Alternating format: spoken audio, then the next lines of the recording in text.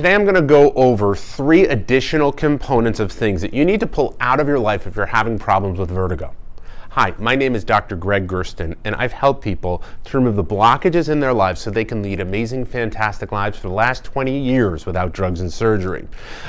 Today I'm going to talk with you about 3 things that I've been finding many of our patients doing that winds up triggering and or advancing symptoms that cause them to have dizziness and vertigo-like symptoms.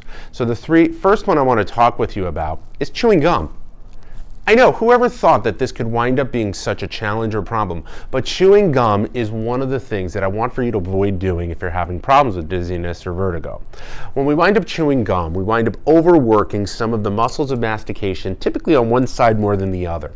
It winds up causing difficulties in how the jaw moves, and the jaw feeds directly into the balance centers of your brain.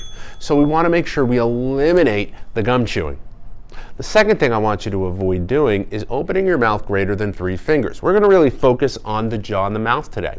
Opening your mouth greater than 3 fingers can cause problems within the jawbone, especially if you've had problems with teeth grinding or TMJ.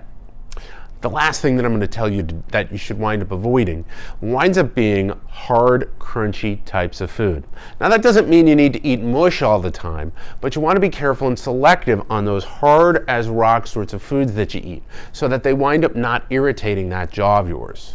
These are 3 tips that I've found that can help reduce irritation to the jaw and TMJ and help to reduce the issues that you have with spinning, dizziness, and vertigo.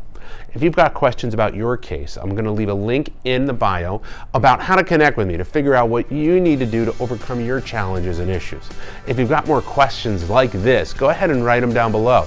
This video actually came from another person who asked me for some more tips. Once again, my name is Dr. Gregg Gerstin, and thank you for letting me be a part of your health.